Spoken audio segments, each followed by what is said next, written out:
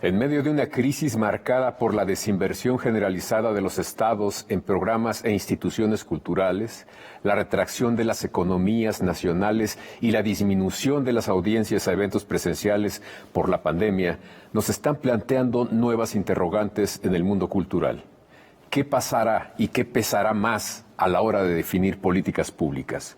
¿Los públicos presenciales o virtuales? ¿Por qué no ha aprendido en México, como ocurrió, por ejemplo, en Brasil, el teatro comunitario o la radio comunitaria como elementos importantes para la cohesión social? Hace unos días se llevó a cabo el seminario Emergencias Culturales, instituciones, creadores y comunidades en Brasil y México. Hoy nos acompaña el creador de este seminario, Néstor García Canclini, para compartirnos el diagnóstico sobre la cultura en nuestro país y los caminos que podríamos implementar para fortalecerla. Gracias, Néstor García Canclini, por estar con nosotros. Muchas gracias por la invitación. ¿Cuál es el primer diagnóstico después de este estudio que les llevó, me parece que 2 años?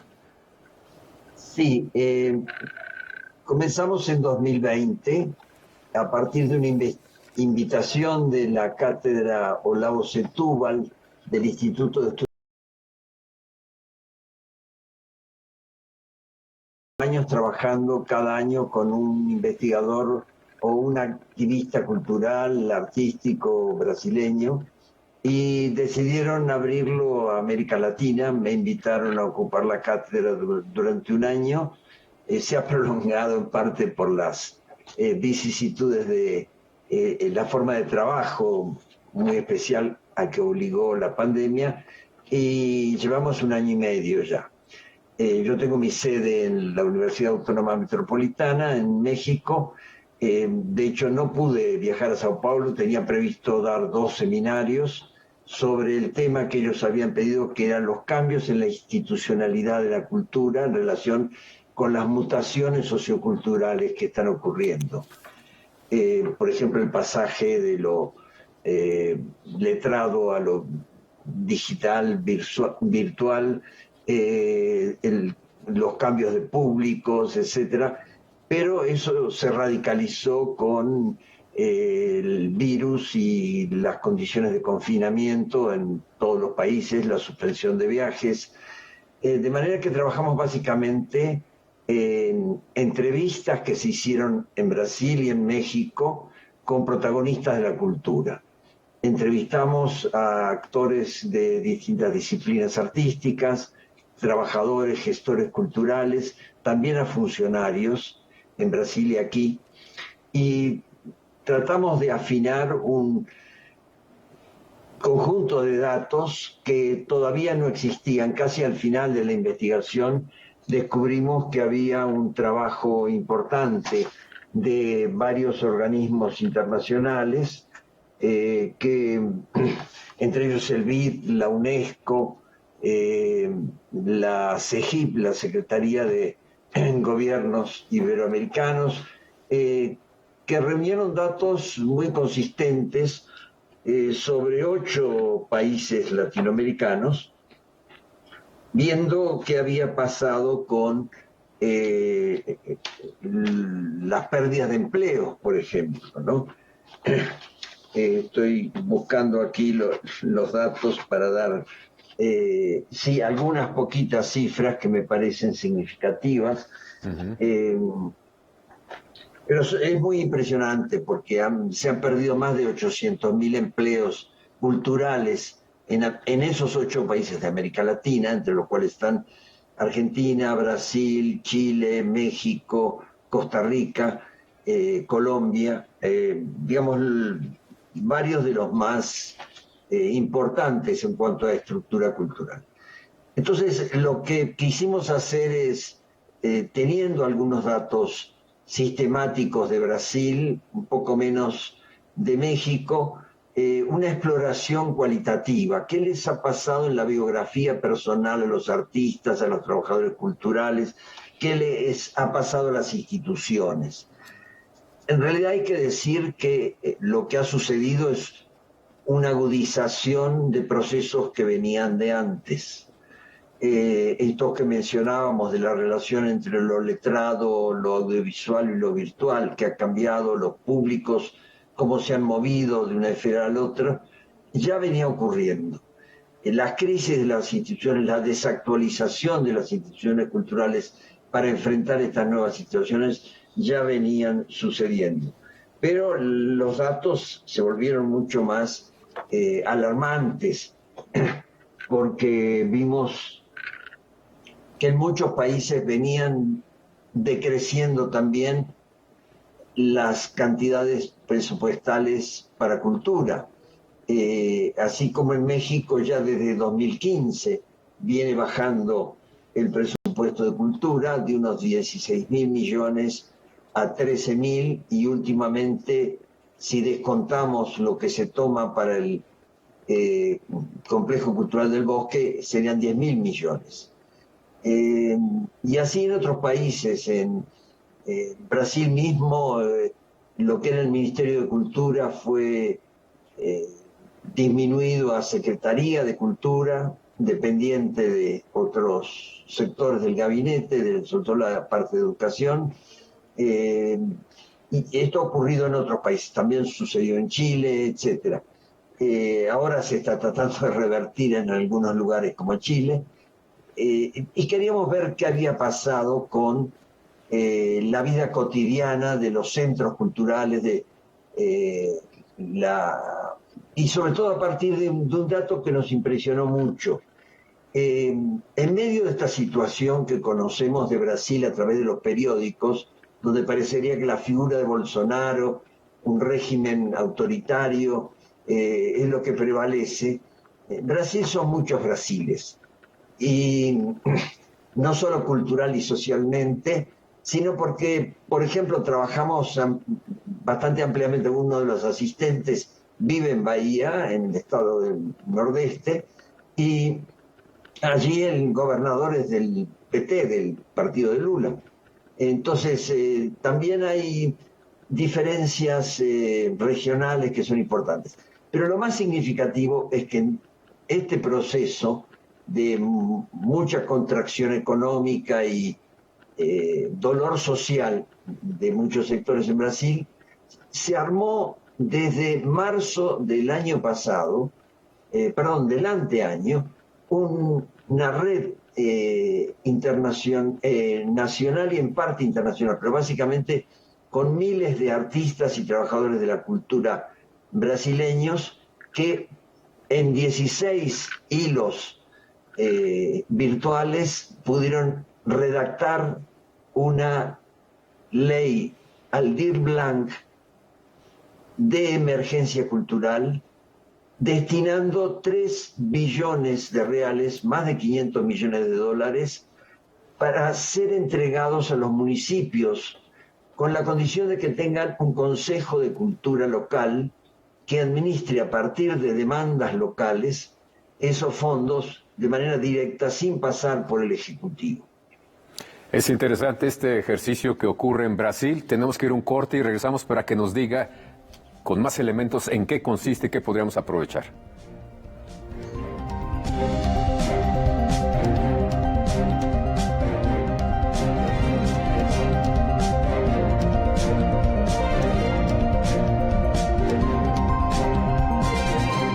Esta ley de emergencia cultural ha funcionado o qué también ha funcionado en Brasil, y quería saber, Néstor García Canclini, si podríamos aprovecharla también en México.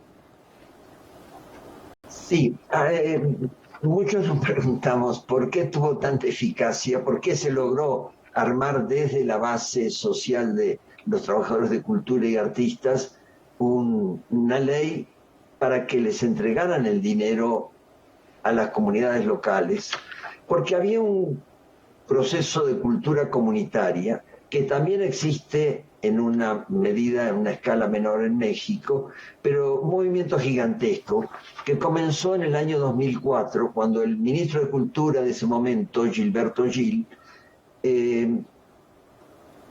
creó un programa nacional de puntos de cultura, basado en centros culturales que ya existían en muchas comunidades, pero equipándolos con equipos de grabación y edición musical, con computadoras, con otros apoyos a los artistas según sus profesiones. Y había unos 6.000, un poco más de 6.000 puntos de cultura al poco tiempo de crearse esos centros culturales, a partir, como digo, de centros preexistentes y de otros que se estimularon con un programa de descentralización de la cultura y de apoyo a las iniciativas locales. Esto no se podría aplicar aquí, perdón. Es muy interesante realmente porque ha dado muchos resultados y está generando también economía. Sin duda. Gran parte de lo que se llama economía creativa y formas de acceso gratuito al streaming, por ejemplo, en Brasil, surgen de esa época en que se favoreció la iniciativa local y se dio orgullo a esas comunidades. Escuchamos entrevistas a líderes locales del norte, del sur, que decían: nosotros vivimos en una ciudad de 20.000 habitantes sin ninguna institución cultural fuerte, sin un museo, creíamos que no teníamos cultura. Y de pronto nos dimos cuenta, gracias al desarrollo de la cultura comunitaria, que podíamos expresarnos, comunicarnos, encontrar nuevas formas de relacionarnos y de interactuar con otras zonas. En México existen museos comunitarios desde hace varias décadas, existen algunos movimientos de cultura comunitaria y el propio Estado tiene un programa de cultura comunitaria mucho más pequeño y con muchos menos fondos, que incluso han sido disminuidos en los 2 últimos años. Pero está activo. Me parece que ahí lo que hay que hacer jugar es esta combinación de un presupuesto más alto, como se reclama en muchos países, para cultura por parte de las autoridades gubernamentales, de los congresos, y también movimientos de la sociedad que puedan llegar a ese punto de exigencia y de organización como para que estas demandas tengan que ser atendidas. Entonces, en Brasil se descentralizó, digamos, la demanda y la oferta de cultura. No está centralizada. Está centralizada en parte. No hay que olvidar que este programa iniciado por Gilberto Gil y su equipo en 2004, tuvo aún durante el periodo del PT en el gobierno de Dilma Rousseff, con otra ministra de Cultura, Ana de Holanda, un descenso porque se apoyaron más a otro tipo de emprendimientos económicos y se disminuyó el presupuesto cultural, y ha sido mucho más golpeado todavía en el periodo de Bolsonaro, más aún con la pandemia, que obligó a cerrar muchísimos centros culturales.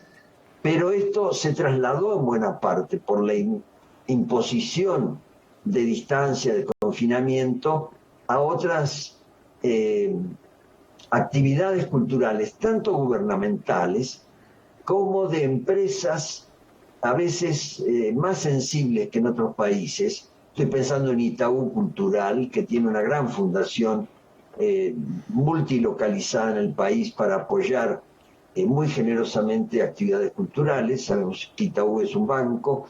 Sesqui Cultura, que creó un programa Sesqui en Casa. Sesqui es un sindicato de empleados de comercio que tiene pequeños empresarios también, y que tiene por todo el país una cantidad enorme de actividades sociales y culturales, atención gratuita para los barrios populares y no tan populares, en medicina, en odontología, en servicios culturales de todo tipo. Entonces, tenían la estructura y el financiamiento para volcarlo en programas que podemos ver en YouTube. Si ponemos desde México, Sesqui en Casa o Itaú Cultural, podemos ver este tipo de artistas, sobre todo músicos, que van a dar conciertos desde sus casas. En México hemos tenido un programa un poco parecido, mucho menor, que se llama Contigo en la Distancia. Hemos tenido algunas experiencias de cultura comunitaria local que no han trascendido en los medios, pero son muy significativas, agrupaciones indígenas, feministas, en fin, ha habido mucho movimiento social, como sabemos, en estos últimos años. Me parece que falta más articulación. Falta más articulación. Tenemos que ir a un corte y regresamos de nuevo.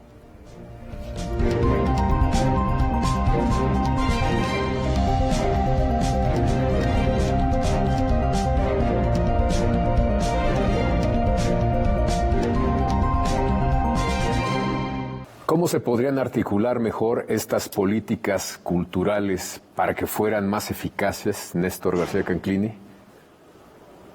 A propósito de esta investigación que hicimos y que se basó en mucha documentación preexistente de archivos independientes, artistas a veces, necesitamos más investigación cultural.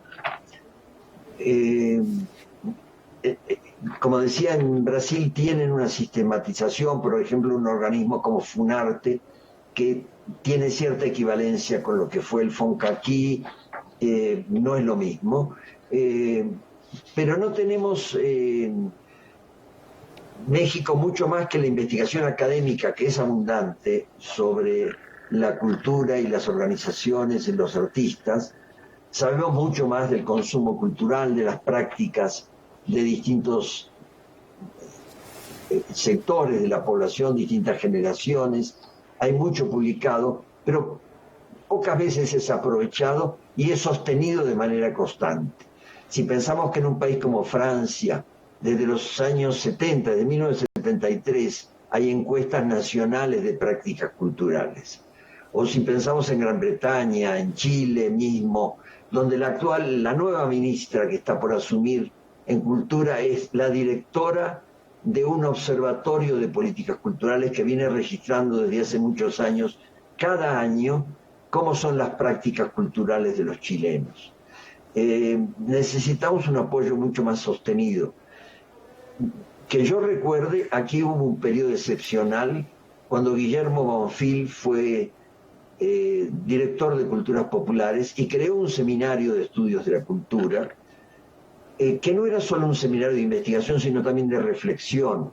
Y Guillermo aspiraba a que esa reflexión, ese conocimiento sistemático, pudiera alimentar decisiones razonadas, elaboradas, o mejor elaboradas, de las autoridades culturales del país. Pero duró muy pocos años, y cuando Guillermo ya no estuvo, ese equipo de 10 personas de distintas regiones del país, que veníamos de la academia y de algunos de movimientos sociales, ya no se sostuvo. Hay una sistematización discontinua de información cultural en México. Hemos tenido un atlas cultural a comienzos de este siglo, algunas encuestas nacionales de cultura, encuestas nacionales de lectura en 2006 y 2012, pero no hay un relevamiento sistemático y compartido con la comunidad cultural. Esto quiere decir que hay que hacer transparentes, públicas, las cifras. Primero, obtenerlas con rigor. Tenemos algunos economistas de la cultura que no teníamos hace unos años. Tenemos algunas publicaciones, como Paso Libre, por ejemplo, que se inició en la UAM Xochimilco. En fin, tenemos alguna actividad de base y hay buenos especialistas, hay muchos egresados de doctorados en maestrías, posgrados en México, que tienen esta capacitación. Trabajos Entonces, como los... tendríamos que fortalecer esta área precisamente para conocer mejor el terreno, ¿no? Sí, y poder compartir esa información, porque información y organización son los detonantes, organización social, sobre todo desde los artistas, de los trabajadores culturales, para movilizar lo que el Estado puede hacer y a veces ayudar hasta las propias empresas o industrias culturales a ver cómo movernos en estas oscilaciones entre las formas tradicionales de institucionalidad cultural y las nuevas instituciones, plataformas si las plataformas y las aplicaciones también son instituciones. Es un debate que hemos tenido en esta investigación. No, y cómo enfrentarlas y aprovecharlas precisamente, porque es cierto que se ha visibilizado mucho del acervo cultural de los estados a través de las plataformas, pero también no es lo mismo ver el catálogo de lo que tiene un museo a estar frente a los cuadros en persona, ¿no? Por supuesto, pero sabemos hoy que dentro y fuera del museo las colecciones patrimoniales pueden darse a conocer de muchas maneras y hacer una interacción muy viva de los visitantes a los museos, a los sitios arqueológicos, a los centros culturales, muchísimos centros culturales que no tienen la envergadura de un museo, pero que existen, y a veces los museos se relacionan con ellos. Una de las entrevistadas en México fue Amanda de la Garza, la directora del MUAC y directora de Artes Visuales de la UNAM, y nos contó de la frustración en el periodo en que el museo estuvo cerrado, pero también de los intentos que se hicieron por sostener la actividad que tienen con los habitantes de Santo Domingo, próximos en Coyoacán al MUAC, con los que tenían un trabajo activo como sectores populares, circulación de obra, de conocimientos sobre el MUAC, etcétera. Pero nos decía que muchos de esos pobladores no tienen equipos tecnológicamente adecuados en su casa como para recibir una información. Muchos de esos centros culturales barriales, en las colonias, están poco equipados como para poder sostener una actividad que afortunadamente está disminuyendo como confinamiento extremo, pero que sabemos tiene muchos riesgos de volver a confinarnos y va a ser limitada por los cupos que pueden aceptar las instituciones, los estadios, todos los espacios públicos. Sin duda alguna, estamos a punto de terminar el programa, maestro. ¿Qué nos sugiere hacer en materia de cultura para animar mejor la mesa, precisamente a través del teatro, del cine, no sé? Algo parecido a lo que estamos haciendo aquí, y agradezco mucho al Canal 22. Poner más en relación la televisión, la radio, las redes sociales y las plataformas con la academia, y a la academia con estas instituciones sociales, con las autoridades gubernamentales y a las autoridades con las comunidades, para que establezcamos redes consistentes, duraderas, de participación. Para intercambiar información, para conocerla incluso, ¿no? Así es. Estamos en un mundo que está mutando mucho y lo vemos cuando queremos saber, por ejemplo, qué pasa en esta noche en Canal 22. Y yo antes lo veía en el periódico de la mañana. Ya en los periódicos de la mañana se venden menos, y aún los que los recibimos en la casa, encontramos que esa programación de la televisión o de las salas de cine ya no aparece en el periódico, hay que ir a buscarla en otro lugar.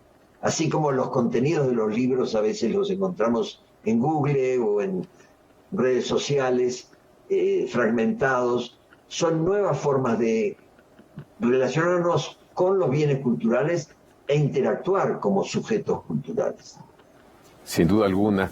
Pues muchísimas gracias, Néstor García Conclini, por habernos compartido estos hallazgos en materia de investigación cultural, porque seguramente nos ayudarán a aprovechar mejor esa masa de objetos culturales que animan el espíritu, que nos hacen ver también al mundo con un ligero aumento de luz.